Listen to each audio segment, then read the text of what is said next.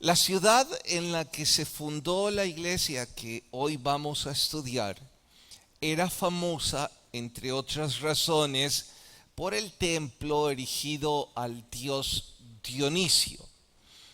Este era considerado el dios patrono de las festividades, la danza, el teatro, los placeres y los excesos. Los romanos lo llamaron el dios Baco, que en simple español se traduce como el dios del vino. Es precisamente de allí donde viene el vocablo bacanal. Se entiende como todas las fiestas dedicadas al dios Baco o dios del vino, con la proliferación obviamente de la borrachera y todo lo que sigue a ese desenfreno. Pueden entonces imaginar lo difícil que era para la iglesia plantada en esa ciudad con todo el desenfreno social que ahí se vivía. Aunque diría yo que las ciudades de hoy día no tienen nada que envidiarle a esta en cuanto a borracheras y desenfreno, empezando precisamente por la nuestra. Como sea, el nombre de la ciudad, sin embargo, no viene en honor a ese antecedente, sino más bien a Átalo II, rey de Pérgamo. Este era conocido por su lealtad con su hermano Eumenes. Con el paso del tiempo le llamaron a este rey, me refiero al rey de Pérgamo, Átalo, el Filadelfo. ¿Por qué? Es que cuando Eumenes fundó la ciudad, le llamó Filadelfia, en reciprocidad al amor fraternal o al amor entre hermanos. De ahí que Filadelfia signifique precisamente eso, amor fraterno, amor de hermanos. Es interesante que en esta iglesia nuestro Señor no le demanda ningún reproche. Todo lo contrario, al igual que el nombre de esa ciudad, lo que nuestro Señor hace es aplaudir y elogiar la lealtad que ellos tenían a su Dios. Es por eso y más que el estudio de hoy se titula La iglesia amigable. Capítulo 3, libro de Apocalipsis, vamos al verso 7. Capítulo 3, verso 7, libro de Apocalipsis. ¿Listas sus Biblias? Dice: escribe al ángel de la iglesia en Filadelfia. Esto dice el santo, el verdadero, el que tiene la llave de David, el que abre y ninguno cierra, y cierra y ninguno abre.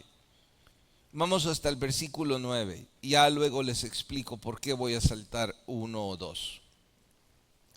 He aquí, yo entrego de la sinagoga de Satanás a los que se dicen ser judíos y no lo son, sino que mienten.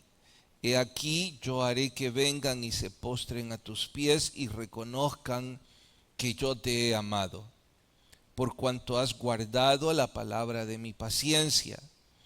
Yo también te guardaré de la hora de la prueba que ha de venir sobre el mundo entero, para probar a los que moran sobre la tierra. He aquí yo vengo pronto. Retén lo que tienes para que ninguno tome tu corona.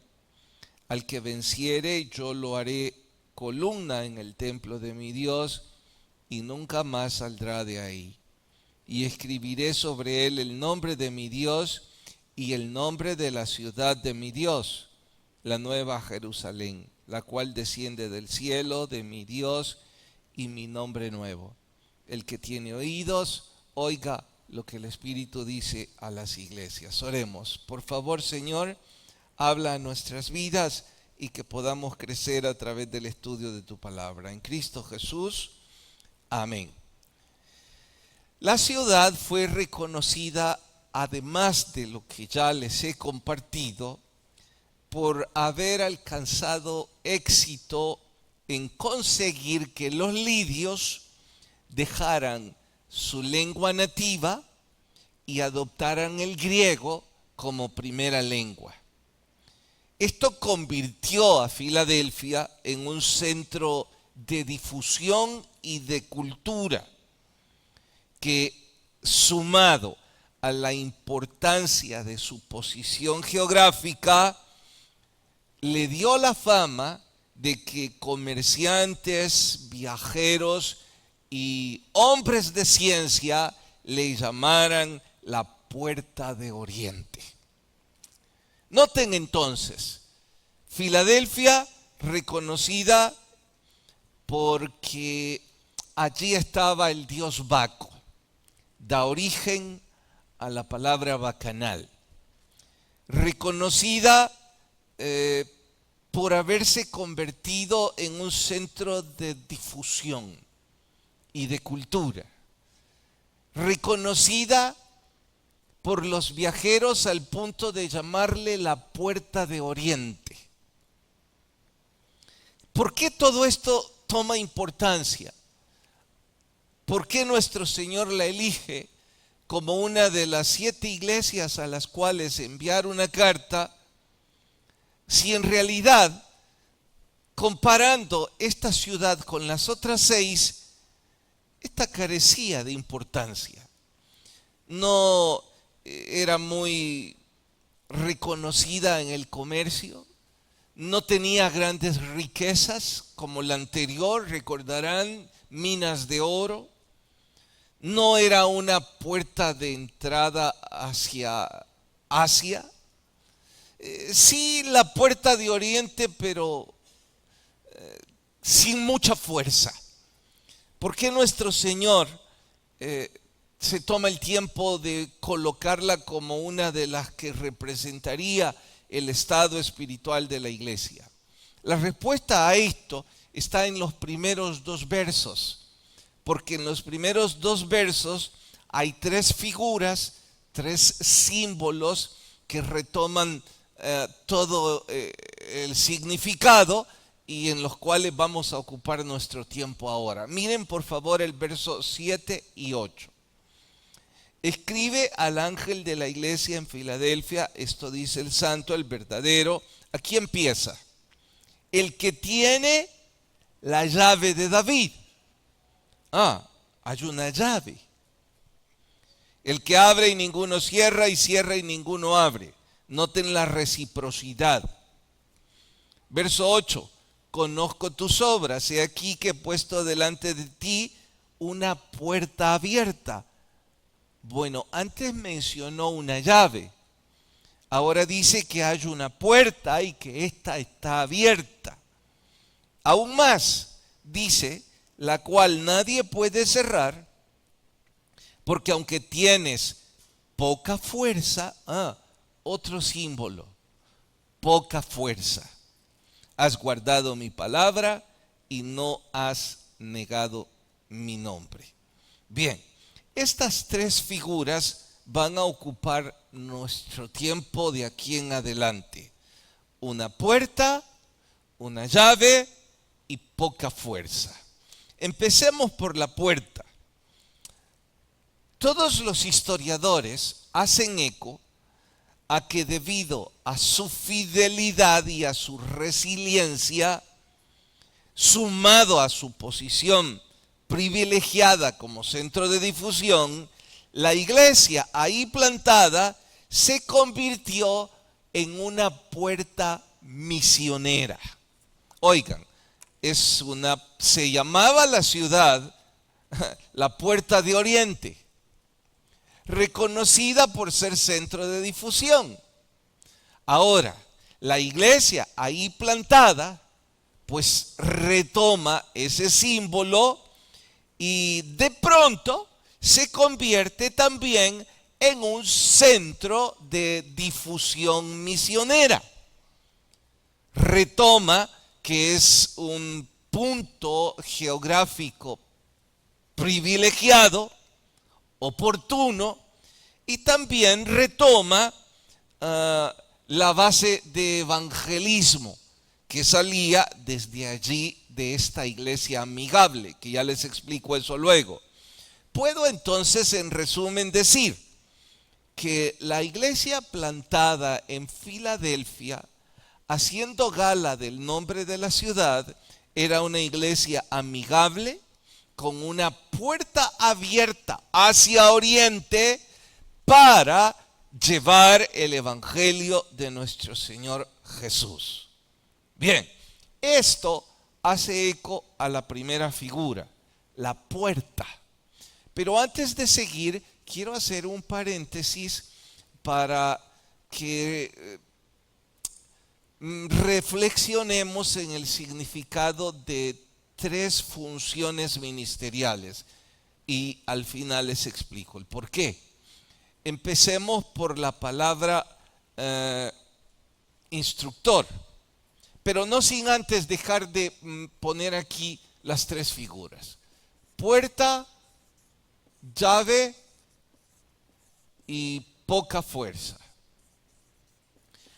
Por ahora estamos en la puerta, diciendo que era un centro de difusión y que eso lo retomaba la iglesia de Cristo plantada en esa ciudad y se convertía en una puerta misionera.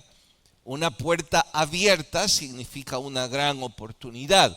Pero aquí voy a hacer un paréntesis y voy a mencionar a un pastor, voy a mencionar a un maestro y voy a mencionar a un evangelista.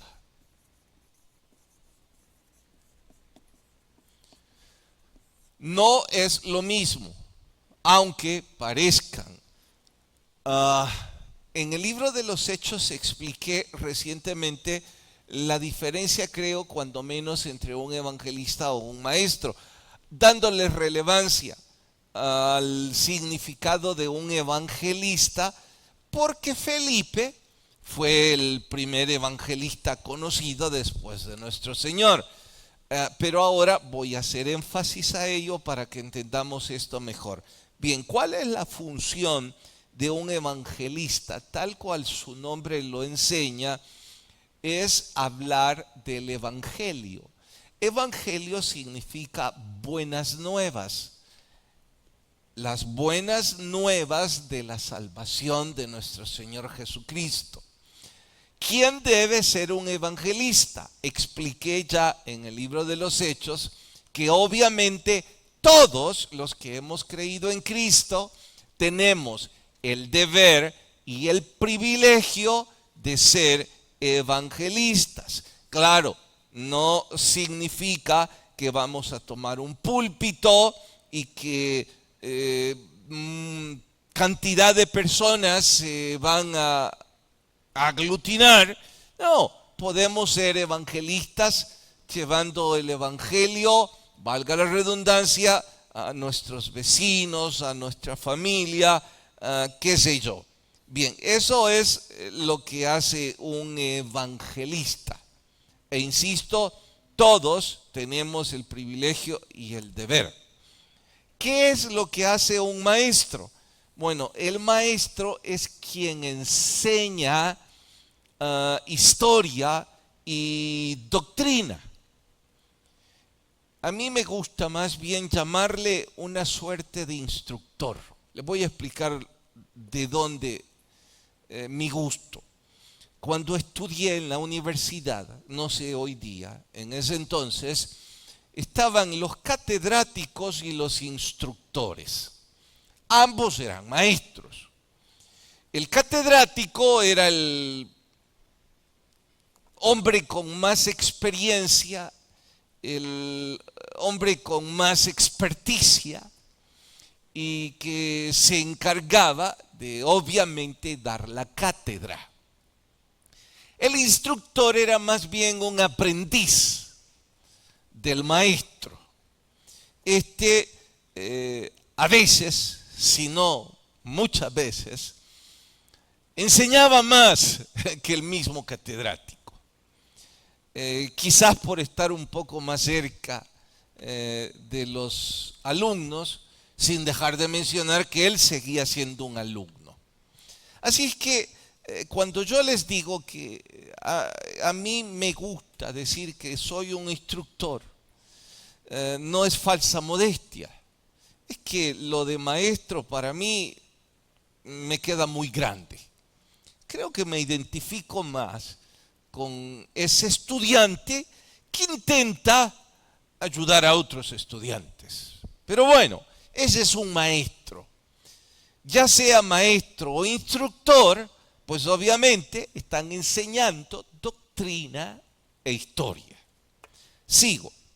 Y entonces, ¿qué es el pastor?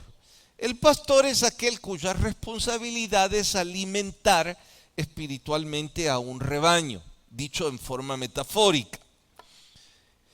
Es decir, este pastor usa las herramientas del maestro y del evangelista para alimentar a la congregación, pero no lo hace como un instructor. El instructor enseña historia, el instructor enseña doctrina, el pastor la aplica, la contextualiza, la adapta, de tal modo que cuando llega el rebaño, estos la asimilen con sencillez, sin la complejidad que podría ser la doctrina o la historia. Eso es lo que hace un pastor. Sintetizando, el evangelista es el que anuncia las buenas nuevas. El maestro es el que enseña historia y doctrina. Y el pastor es el que aplica las dos anteriores para que los que escuchan la apliquen a sus propias vidas. ¿Me he dado a entender hasta aquí? Bien. Hasta este minuto 10:47 he sido un instructor. Me he esforzado, y no sé si lo he conseguido, júzguenlo ustedes, por enseñarles historia. Saben un poco sobre la ciudad de Filadelfia, saben un poco ahora de acervo cultural en cuanto al término de Baco o bacanal, saben un poco respecto al Filadelfo, Átalo, saben un poco a la posición geográfica de esta ciudad. Eso es historia. En cuanto a doctrina, bueno, tal vez no mucha, porque hasta aquí he más bien compartido datos históricos, geográficos, en honor a la ciudad de Filadelfia. Pero esa era la intención. Hasta aquí, al minuto 48. De aquí en adelante voy a intentar ser pastor. ¿Por qué digo intentar? Porque solo Dios sabe si lo voy a conseguir. Ustedes juzguen al final. Significa que voy a tomar todo el conocimiento que ya les he compartido para adaptarlo, para contextualizarlo, para colocarlo de tal modo que ustedes lo pongan en práctica en sus propias vidas, que ustedes lo apliquen a su diario vivir. Es decir, más tarde o mañana, esto que voy a decir de aquí en adelante les sirva para su diario vivir. Bien, ¿cómo lo haremos? Arranquemos pues con la puerta, porque ya dijimos que era una puerta abierta, una oportunidad, un centro de difusión. Creo que nuestra iglesia, esta congregación hoy, por gracia de Dios, se ha convertido precisamente en una puerta misionera. un poco más de una docena de iglesias plantadas desde esta congregación, una cantidad de ministerios, grupos que están llevando el evangelio de una u otra forma. Y qué sé yo cuántos grupos más que significan una gran oportunidad, como una puerta que se abre para las misiones. Sin deseos de congraciarme con ustedes, pero debo decir, hay algunos de los ministerios que se convierten en una enorme oportunidad debido a su naturaleza. Como ejemplo cito, pescadores. Su trabajo es evangelizar y lo hacen con destreza, semana a semana, uno a uno.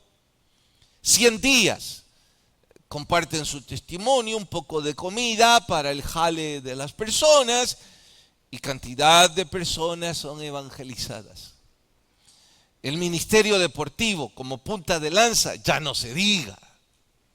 Es una enorme oportunidad que, debo decir, no pocos pastores alguna vez en todo este tiempo se me han acercado diciéndome: mira, contanos cómo funciona este u otro ministerio, ellos tratando de adaptarlo a sus iglesias, porque han visto que es una puerta abierta, una enorme oportunidad. Y digo yo, gracias a Dios por ello. Puedo seguir el colegio, una puerta enorme para que cantidad de chicos sean ministrados, el seminario y qué sé yo, pero basta como para haberlo explicado. Si Dios nos ha dado tan grande oportunidad, deseo ahora entendamos también cuán grande privilegio, cuán grande honor significa dicho regalo. Y que en reciprocidad, estamos hablando de que Filadelfia fue llamada así por la reciprocidad del hermano. Y que nuestro Señor dice que de la misma forma que ellos se han portado, Él será con ellos. Bueno, ahora estoy diciendo que si Dios ha sido tan lleno de gracia con nosotros, dándonos ministerios y oportunidades que otras iglesias no tienen,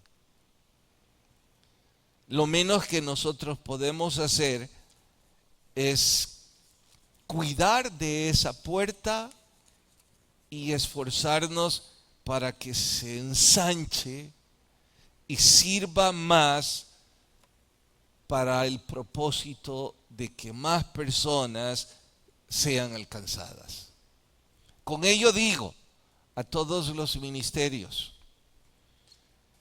les animo a que el trabajo que ya están haciendo lo hagan ahora con mayor pasión, no que no la tengan. Ahora que saben que es una puerta abierta, ahora que saben que nuestro Señor está agradado de eso, pues entonces pongamos todavía mucho más entusiasmo. Me compartió mi familia, ya que yo no podía verlo, que mientras se oficiaban los bautismos el viernes, habían personas alrededor que sus ojos estaban brillosos, lágrimas, sintiendo el gozo del momento espiritual que estaba pasando. Yo sí podía sentir ese momento, pero no podía ver cómo ustedes o los que lo estaban viviendo. Eso es fruto del trabajo que ustedes están haciendo, ensanchando esa puerta y ese privilegio que Dios les ha dado. Por ello les animo a hacerlo aún con mayor ahínco y mayor entusiasmo. Extendiéndome en la intención de ser pastor, voy a usar otra figura, otra alegoría respecto a esta puerta. Es que en nuestro español, yo no sé si igual es la figura en otros países, pero en el nuestro, y hablo así porque hay personas de otros países escuchándonos. En nuestro país se suele decir, se me abrieron las puertas o se me cerraron las puertas. Y es frecuente que cuando se nos cierra alguna puerta, la reacción inmediata nuestra sea un tanto de frustración y quizás enojo contra las personas que nos han cerrado esa puerta. Me refiero a que quitaron la oportunidad de usted seguir trabajando en esa empresa. Le cerraron la puerta en ese ministerio o le cerraron la puerta en ese romance. Es una forma atinada de decirlo, que la oportunidad me fue quitada. Ante esa puerta cerrada, mi frustración crece y mi enojo también. Bueno, aquí hay algo que debo aprender yo hoy y quizás algunos de ustedes. Aquí dice que el que abre y cierra las puertas es ¿quién? Creo que no están muy seguros. ¿Qué dicen si lo volvemos a leer el verso 7 al final? El que abre y ninguno ¿qué? Cierra. Y cierra y ninguno abre. Bueno, voy a rehacer la pregunta. Según esto, ¿quién es el que nos cierra las puertas? Es Dios. Y si es Dios el que me ha cerrado alguna puerta, ¿por qué tengo que desencadenar mi enfado y mi frustración contra quienes dirigen ese trabajo, esa universidad o esa persona que me ha dicho que no quiere más amistad conmigo? ¿Qué está diciendo, pastor? ¿Que voy a desencadenar mi enfado con Dios? No, eso sería peor. Solo estoy tratando de que pensemos de que hay puertas que Dios las cierra y que en consecuencia y en reciprocidad, en lugar de mostrar enfado, deberíamos estar en reflexión, aceptando que Dios siempre quiere lo mejor para nosotros y que por ahora no sabemos por qué esa puerta se cerró, pero Dios decidió cerrarla. Y que cuando Él abra una puerta, nadie la podrá cerrar. Si hay mucha retórica en todas estas palabras, lo diré con ejemplos prácticos. Supe muy joven que para mí las puertas para la vida militar estaban cerradas. Yo quise estudiar en la escuela militar.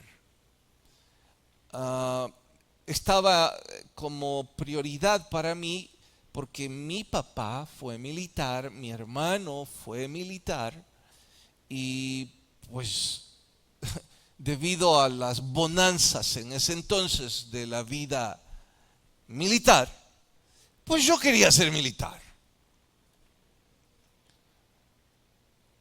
En segundo año de bachillerato, el médico me diagnosticó astigmatismo y miopía. Y yo sonreí y le dije, hombre doctor, las dos Sí, usted tiene las dos. Pero era algo así como que, por si no está convencido que no tiene la oportunidad de una, tampoco tiene esta otra. Me frustré, me sentí desanimado.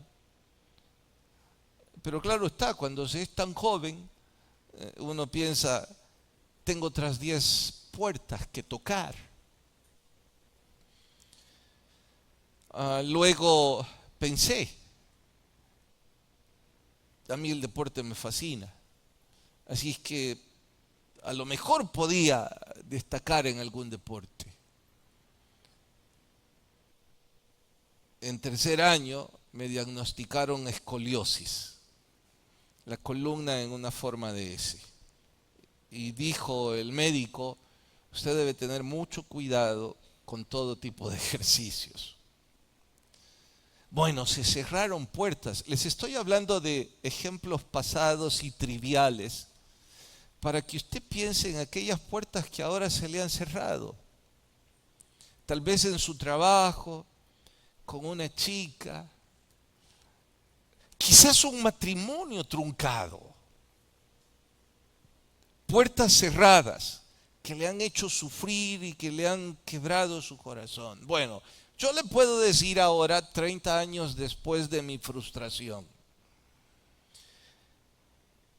que me da mucha vergüenza decir que me frustré y que estaba desanimado del por qué se me habían cerrado esas puertas. Porque qué desperdicio habría sido mi vida en cualesquiera de otras puertas que no fuera la puerta a la que el Señor me obligó a entrar. Porque ahora puedo decir que el privilegio de estar compartiendo esto con ustedes es, desde donde yo lo veo, el privilegio más grande y más inmerecido que yo pude recibir. Dios me estaba cerrando puertas diciendo, como tiene miopía y astigmatismo, no logra ver cuál es el propósito de su vida. Y como además está loco, quiere entrar aquí, quiere entrar allá, voy a cerrar estas puertas para que solo tenga esta. Y ahora digo, gracias Señor, por haber cerrado todas esas puertas. Así es que extiendo para decirles a ustedes, como papás, que quizás están frustrados con alguno de sus hijos, como esposos, como hijos, aquellos de ustedes que quizás no se han enfadado con Dios, pero sí han preguntado, ¿por qué mi igual ha tenido más oportunidades que yo? Porque las puertas son oportunidades.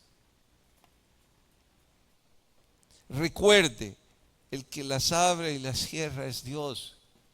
Y pueden estar seguros que si Dios cerró esa puerta, es lo mejor que a usted le podía pasar.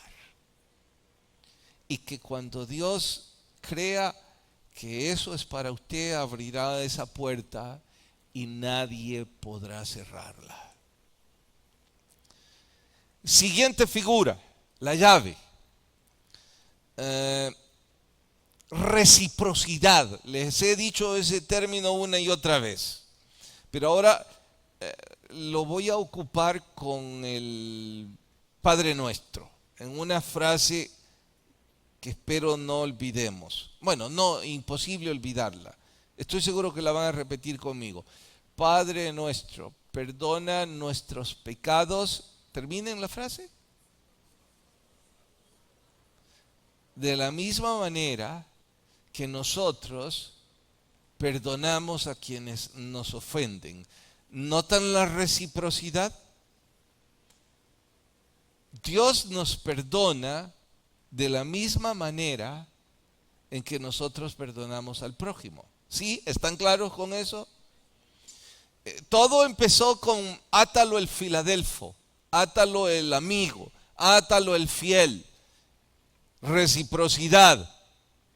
Luego nuestro Señor retoma la figura para decirnos que Él de igual forma mostrará la lealtad que esta iglesia ha estado mostrando a Dios. Él hará igual con ellos. Y que las puertas que se les han cerrado no se preocupen, porque Él tiene la llave. Y que nosotros, bueno, si soy de Filadelfia, he sido leal y Él será leal conmigo de forma recíproca. Así es que la llave está diciendo que la gracia de Dios, y lo voy a escribir para que lo recordemos, la gracia de Dios es directamente proporcional. Voy a usar solo el símbolo de equivalencia para no poner directamente proporcional. Pero la gracia de Dios es directamente proporcional ¿a qué cosa? ¿Quién está hablando? A ver, la gracia de Dios conmigo es directamente proporcional a la gracia que yo muestre no hacia Dios, porque hacia Dios no puedo mostrar gracia, sino a la gracia que yo muestre a mi prójimo. ¿Sí me he dado a entender? La gracia de Dios va a ser proporcional a la gracia que yo muestre a mi prójimo. Ahora que me he dado a entender, pregunto, ¿cuántos de ustedes necesitan la gracia de Dios en sus vidas? Bueno, yo levanto las dos manos y las dos piernas. Yo las necesito y mucho. Yo necesito que su gracia me abra puertas. Y creo que una gran cantidad de ustedes también. Entonces, si yo quiero la gracia de Dios en mi vida, yo debo mostrar gracia ante mi prójimo. Y de allí viene la iglesia amigable, la iglesia amorosa, la iglesia que comparte la gracia de Dios con los que a ella asisten. Una vez más, intentando ser pastor, preguntaría, no me respondan, pero la pregunta queda ahí. ¿Será que las personas que vienen por primera vez perciben de que esta es una iglesia amorosa, amigable, cálida? ¿O perciben una congregación frívola e indiferente? ¿Cuál sería la respuesta? Buscando, si hago un censo, a lo mejor conseguiría la verdad. Un censo con los que vienen por primera vez, pero ¿cómo hacerlo? Investigando descubrí que algunos referentes dicen que como común denominador las iglesias grandes son frías e indiferentes debido a su sistematización, a su automatización, si la palabra es correcta. Y que las iglesias pequeñas son muy cálidas, muy familiares. Digo grande y pequeño en asistencia, número de personas. Bien, entonces, y no es la regla inquebrantable, es un común denominador. Pero viene la pregunta a nuestra iglesia, bueno, ¿qué somos? ¿Iglesia grande? No somos. Pero iglesia chica, sería como una falsa modestia decir que somos una iglesia chica cuando hay un poquito más de 1000 personas. Así que no somos ni grande ni chica. Entonces, como no somos ni una ni otra, qué bueno porque no sé la respuesta. Vaya salvedad, ¿no? Lo cierto es que no es relevante si somos grandes o chicas, porque escuché a Adrian Rogers, un buen predicador, decir que fue a la iglesia bautista olvido el nombre, una iglesia multitudinaria, y que nunca él entró a una iglesia más amigable y más amorosa que esa. Y era grande. Y también dijo que ha entrado a iglesias pequeñas, que son como un témpano de hielo. Y no porque el aire acondicionado estuviera fuerte. Bien. ¿Qué somos nosotros como iglesia? Quiero animar a la congregación a esforzarnos por mostrar esa reciprocidad, esa gracia que Dios nos dio. Estoy muy preocupado con esto porque los libros dicen que algunas congregaciones toman la derivación de sus líderes y que así como son sus líderes terminan siendo las congregaciones. Ay, si fuera el caso conmigo, vamos a salir muy mal evaluados, ¿sí? Y que no sirva esto como una justificación. Yo lo intento, de veras, confieso que lo intento, pero me cuesta mucho. Soy huraño, soy introvertido. ¿Qué va, pastor? Usted no es así. Sí soy así. Tal vez con los más cercanos me muestro más expresivo, pero por lo regular yo prefiero la distancia. Mi esposa se enoja conmigo porque hay que acompañarla al supermercado. Yo le digo, pero está lleno. Y ella enojada dice, ¿y en dónde vas a encontrar un supermercado vacío? Pero hay uno, he encontrado uno. Lástima que queda muy lejos de donde vivimos. Y me gusta llegar a las 9 de la noche. ¿Que por qué? Ya solo hay como 10 huraños como yo, que platicamos con el cereal, con las carnes, las legumbres. Y Jenny me dice, pero si en la iglesia hay gente. Yo le digo, sí, pero esa es mi forma de ser. Entonces, si son así, qué terrible iglesia vamos a hacer. Quisiera tener el don de mi hijo, quizás por eso el Señor dijo, ya no aguanto a este, mejor con el hijo.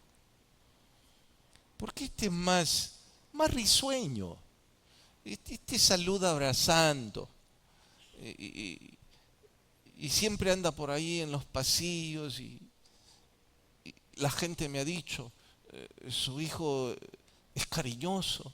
¿Sabe qué me están diciendo? Sí, exacto, lo que usted está pensando. Yo lo sé. Y doy gracias a Dios por eso. Entonces digo, a todo el liderazgo de esta iglesia, necesitamos ser una iglesia amigable y compartir la gracia de Dios. Y sí, ya sé que me dirán, pastor, empiece usted. Lo intento, ya lo dije. Y deberíamos intentarlo todos. ¿Por qué? Porque con la misma gracia que yo trate a mi prójimo, es la misma gracia que Dios va a mostrar conmigo. Y finalmente, poca fuerza. El tercer símbolo, poca fuerza. Es limitación de recursos. Ya les dije que en Filadelfia no era considerada una iglesia rica. Lo único que era rica era en vino y en desenfrenos. Pero ya sabemos todos que una sociedad que es rica en bacanales es una sociedad que va a la decadencia y a la pobreza. Pues no podíamos esperar que en esa ciudad hubiese una congregación con muchos recursos para hacer la obra misionera. Y mire qué interesante, que sin recursos ellos eran una puerta abierta. Si alguna vez ustedes y yo nos sentimos minimizados por la falta de recursos, ahora podemos descubrir que el Señor está diciéndonos, no tienen por qué temer de eso. Aquí dice en el verso 10, por cuanto has guardado la palabra de mi paciencia, yo también te guardaré. Está diciendo que Él conoce nuestros pocos músculos y no nos está reprochando por esa falta de recursos. Nos está diciendo que aprendamos a confiar en su gracia. Note que yo esta vez no estoy hablando de que su negocio, de que su trabajo y nuestras finanzas van a crecer y que no nos preocupe si tenemos poca fuerza. Yo estoy hablando de que la carta enseña de que esa iglesia no tenía grandes recursos materiales, pero tenía una enorme puerta misionera y que debían seguir haciendo ese trabajo.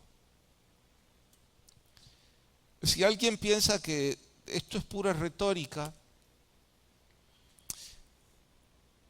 piense de vez en cuando en la historia de esta congregación. Yo lo hago para recordarme la gracia de Dios sobre nosotros. Cuando la iglesia comenzó no teníamos absolutamente nada de nada.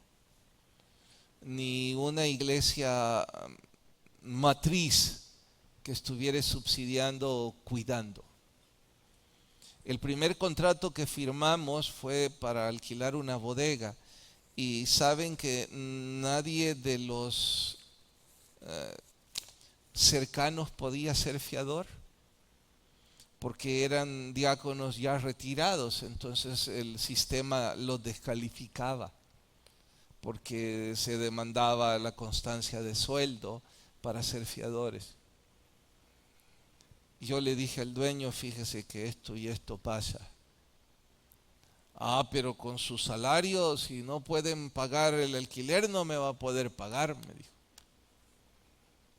Esta es nuestra verdad. Me pidió firmar un cheque posfechado, pero el abogado cercano, amigo, me dijo, no lo hagas. Eso no se debe hacer. ¿Y qué hago? Ora, me dijo. Y eso hice, oré. El dueño me llamó y me dijo, mire, firmemos otra figura. Y yo no sé qué figura se inventó, pero el abogado amigo me dijo, sí, eso firmalo, si eso no es nada. Bueno, han pasado algunos años y en esos años Dios nos ha mostrado una y otra vez que las fuerzas no están en el recurso económico, sino en la gracia de Dios, en la llave que Él tiene para nuestras vidas.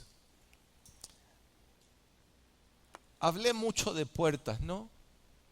Así que voy a cerrar con la puerta pintada en ese cuadro de las Naciones Unidas. Seguro lo habrán visto, en donde nuestro Señor Jesús está tocando la puerta hacia el edificio de las Naciones Unidas.